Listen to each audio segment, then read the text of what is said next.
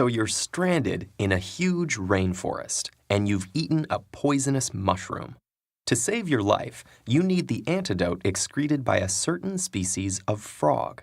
Unfortunately, only the female of the species produces the antidote. And to make matters worse, the male and female occur in equal numbers and look identical, with no way for you to tell them apart, except that the male has a distinctive croak. And it may just be your lucky day. To your left, you've spotted a frog on a tree stump. But before you start running to it, you're startled by the croak of a male frog coming from a clearing in the opposite direction. There you see two frogs, but you can't tell which one made the sound. You feel yourself starting to lose consciousness and realize you only have time to go in one direction before you collapse. What are your chances of survival if you head for the clearing and lick both of the frogs there? What about if you go to the tree stump? Which way should you go?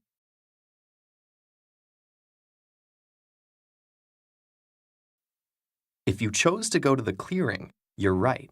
But the hard part is correctly calculating your odds. There are two common incorrect ways of solving this problem. Wrong answer number one.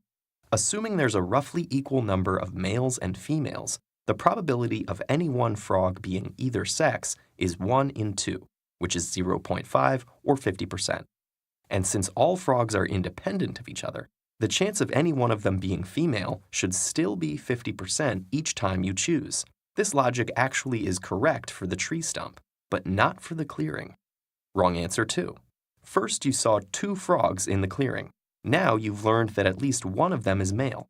But what are the chances that both are? If the probability of each individual frog being male is 0.5, then multiplying the two together will give you 0.25, which is 1 in 4, or 25%. So you have a 75% chance of getting at least one female and receiving the antidote. So here's the right answer. Going for the clearing gives you a 2 in 3 chance of survival, or about 67%. If you're wondering how this could possibly be right, it's because of something called conditional probability. Let's see how it unfolds.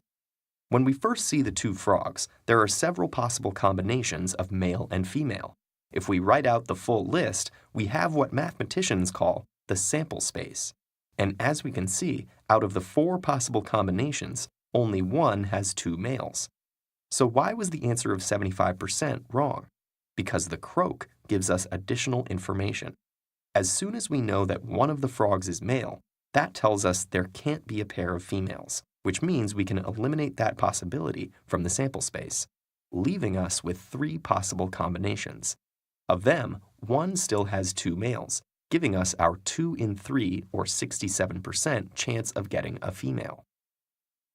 This is how conditional probability works. You start off with a large sample space that includes every possibility, but every additional piece of information allows you to eliminate possibilities, shrinking the sample space and increasing the probability of getting a particular combination. The point is that information affects probability. And conditional probability isn't just the stuff of abstract mathematical games. It pops up in the real world as well.